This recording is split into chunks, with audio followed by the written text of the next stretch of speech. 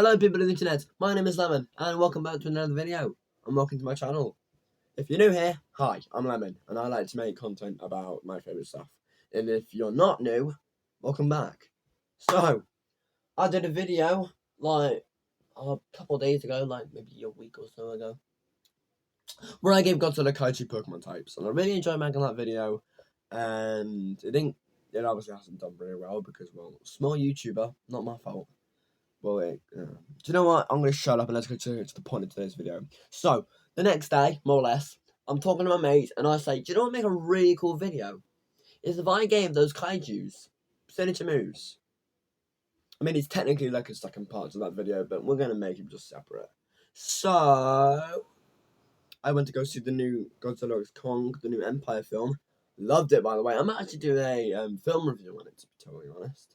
Just talk about my favourite parts, what it's done well, and all that. Should I do that? Should I do that next week? Well, technically, I didn't upload. Well, no, I'm doing this. Oh, stupid. Anyway, so I'm gonna shut up and let's get to the first one. So Godzilla, his whole thing is he can like blast a massive atomic beam. So we're gonna base it off that. I like to call it nuclear beam. It is a 120 base power physical move in which it works like solar beam, where the user will charge the power on the first turn it's used, and then they won't be able to use it until the next turn. So solar beam works where the Pokemon will absorb light, and then they'll take an attack, and the next turn they unleash it. So that's how nuclear beam is going to work. And it will also cause the Pokemon to have the recharge after the next turn, similar to how Hyper Beam works. I mean, come on, 120 base power physical move. Pair that with oh wait, no, that's gonna spoil Mothra. Forget what I said, we'll get there. So, King Ghidorah's up next. King Ghidorah is Godzilla's arch nemesis, like this massive alien Hydra thing, and he can basically blast these lightning bolts, kind of energy things out of the three heads. So I decided to base his attack off that, and I call it Tri-Lightning. It's a 100 base power special move in which all three heads will charge at the power. It doesn't run like solar beam. It's just how I'm gonna describe it, and they'll blast it off and focus all that power on the middle alpha head named Ichi. So yeah, it's base. Yeah. Okay, Rodan is cool. I'm gonna say that. I like Rodan. Anyway, back to what we were talking about. So, Rodan's signature move is called Lava Wing, because he's literally this massive lava pterodactyl, I want to say. Because he literally comes out of a volcano in the film.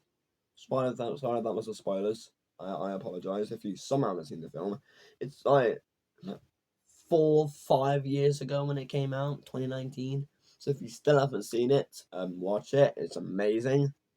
Anyway, let's go ahead. So, Lava Wing, 100 base power physical move again, in which Rodan's wings will turn into molten lava and it'll fly at the opponent.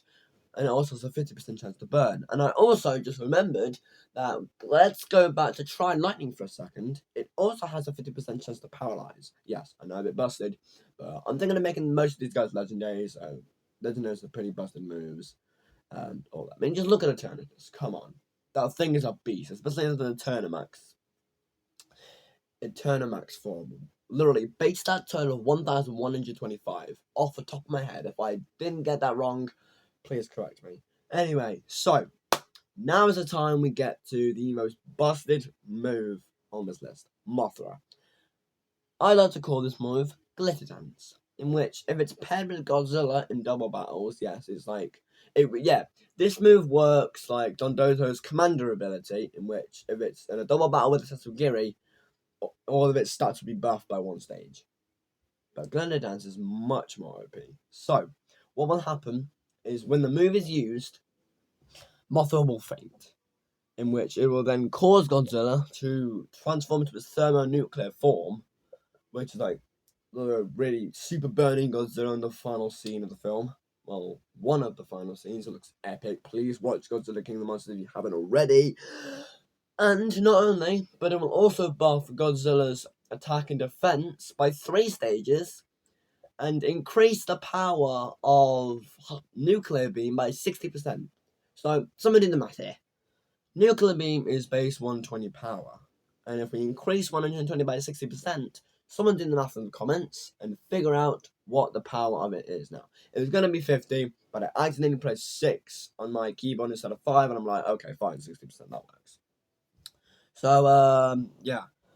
That was all the ones on the list. However, when I finished that list, midway through the film, I thought of another move for Kong. So, also, I'm sorry for not putting Kong in the Godzilla Kaiju Pokemon types, even though he was in the thumbnail. That kind of clickbaiting. I apologize. I only just noticed that when I finished the video. So I guess now we can say that Kong fighting type move, fighting type Pokemon, yeah. And it's so in Godzilla vs Kong, he wields an axe that has like one of Godzilla's dorsal fins on, or at least is an axe that looks like one of his dorsal fins. I'm gonna call it Axe Bash, in which Kong will take out his axe, and I'm thinking of making it 90 base physical move. Yeah, I know, slightly less powerful than any of the other Kaiju's moves, but hey, Kong's just a monkey. He's just a massive ape. The other Kaiju's are beings of destruction, kind of. Okay, yeah, he'll basically swing at it 3 times, doing massive damage. And I'm thinking on, you guys know Collision Course, right? Go out on signature move, and it'll basically do more damage if it's a super effective. Well, actually, no, that super effective move doesn't matter. I think it's like double in power if it's a super effective move. So I think we can do the same for Axe Bash. Yeah, let's explain that a bit easier. So, Collision Course is a fighting type move and is Koraidon's signature move, which is the box art legendary for Pokemon Scarlet, in which it's base 100 base power, I think, and then it'll double in power if it's a super effective hit. So we can do the same for Skull Bash. No, it's Axe Bash. I don't even know the actual names of my moves. It's Axe Bash. Get that into your head. Oh, Lemon, for God's sake. What is wrong with you? Anyway, is that it? Okay, we've been going for 7 minutes. 7:30-ish. Yeah, that's it. So, thank you guys so much for watching. If you enjoyed this video, maybe give it a like. And if you enjoyed my other content, like all that, if you enjoy Pokemon, if you enjoy Godzilla, if you enjoy theme parks or whatever, or you just enjoy my content, even though you have absolutely no clue what I'm talking about, be sure to subscribe. And while you're down there, there's a little bell icon next to the subscribe button. If you can hit that, that'd be great. Also, I should probably tell you to also comment on today's video.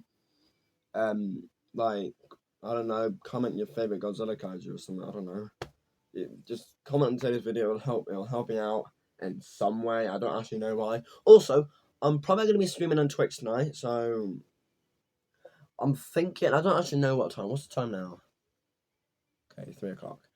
I'm thinking maybe 6 or 7 o'clock. Most likely 7 o'clock I'll be streaming tonight. So 7 till 9, I'm thinking mainly Fortnite. To be honest, maybe ranked solos, maybe some duos with my mates, or trios, or squads, or whatever. We're just going to be playing some Fortnite, bit of Pokemon Violet and Arceus in there, and whatever, and maybe we'll just kind of chat and stuff. So, if you can tune in tonight, if you have no idea what my Twitch page is, it's at Lemon Wicker. There's also a link to it in my YouTube bio, so check that out. And, yeah. So, bye.